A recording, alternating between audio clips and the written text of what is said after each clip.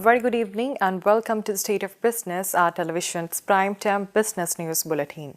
I'm Madhushatava Palakumar. Let's take a look at the headlines first. ADB initiates development plan for Colombo Trincomalee economic corridor. Sri Lanka's debt burden higher than Ethiopia, Ghana and Uganda, says Moodys. Now the stories in detail. The Asian Development Bank has initiated a comprehensive development plan for the Colombo Trincomalee economic corridor. An economic corridor development plan with potential to generate 1.2 million new jobs by 2030 is also being proposed following a recent study conducted by the ADB. The corridor development plan seeks to address regional imbalances in the country through regional development and by extending the strengths of the western region to the other end of the sea-tech and along the corridor. Trincomalee's proximity to potential transport gateways and position as a key tourist attraction can be leveraged to establish it as a complementary location to Colombo on the eastern end of CTEC and along the corridor.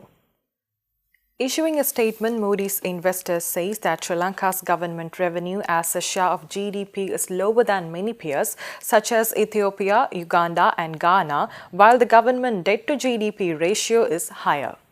Moodys Investors Service further said that the outsized debt burden and weak debt affordability of Sri Lanka is weighing on the country's sovereign credit profiles.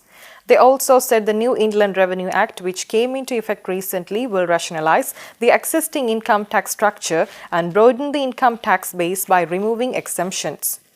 Moodys Investors Service expects the government revenue to rise 0.4% to 15.2% of GDP in 2018 and increase a further 0.8% to 16% of GDP in 2019. They, however, expect government expenditure to remain flat at 20% of GDP and forecast the fiscal deficit to narrow to 4.8% of GDP this year and shrink to 4% of GDP in 2019 from 5.2% in 2017.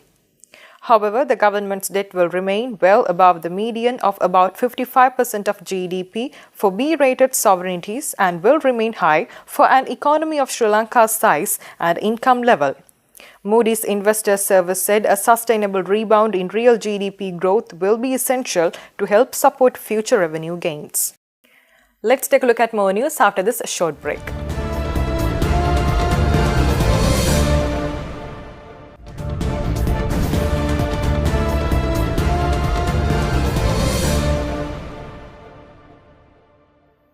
Welcome back. Addressing the weekly Socialist Alliance press conference in Borella this morning, parliamentarian Vasudeva Nanayakkara made the following statements with regards to the no-confidence motion which was brought against Prime Minister Ranil Wickremesinghe that was defeated in Parliament last week. There was the TNA who was to remain neutral.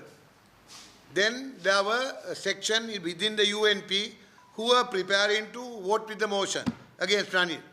Then at the same time, the SLP in full force were prepared to vote with this motion.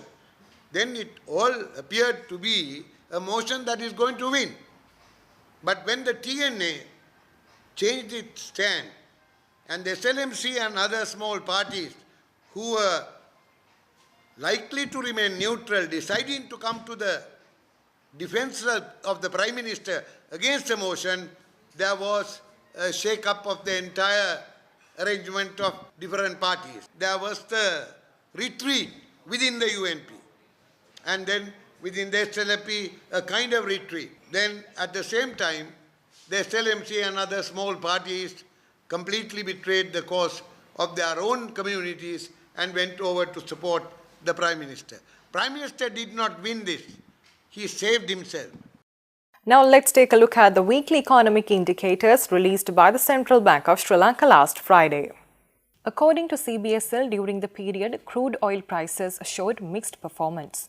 At the beginning of the week, prices rose due to a drop in US oil drilling activities but subsequently fell by nearly $2 per barrel as Russia's oil output in March rose to an 11-month high level of 10.97 million barrels per day. Prices further increased, marginally supported by a surprise drawdown in US crude stockpiles by 4.6 million barrels. However, by the end of the week, prices fell due to the US president's threat of new tariffs on China. Overall, both Brent and West Texas Intermediate prices fell by $1.8 per barrel and $1.2 per barrel, respectively, within the period. Weekly average weighted prime lending rate for the week ending 6th April 2018 decreased by 43 bps to 11.12% compared to the previous week. Broad money expanded by 16.8% on a year-on-year basis in January 2018.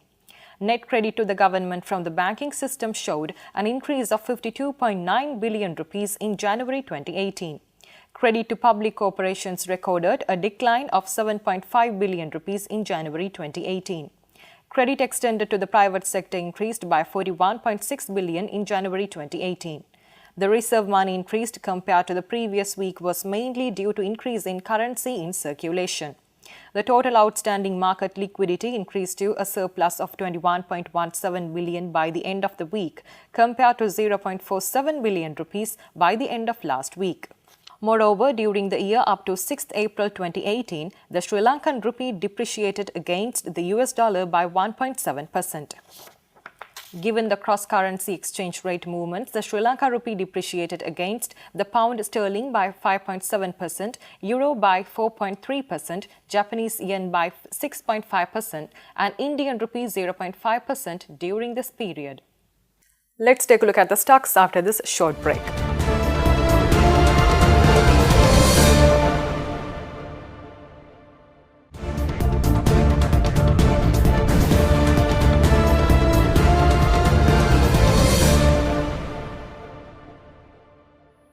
Welcome back. Trading at Colombo Stock Exchange ended on a negative note today.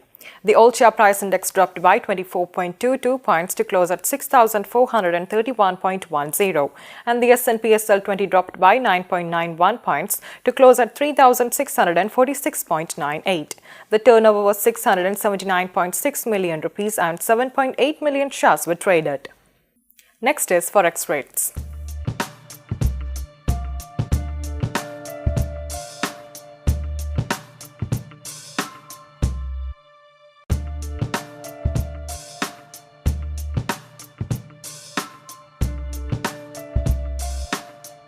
With that, we are wrapping up State of Business for the day. We'll meet you tomorrow at the same time with more latest news. Until then, take care. Good night.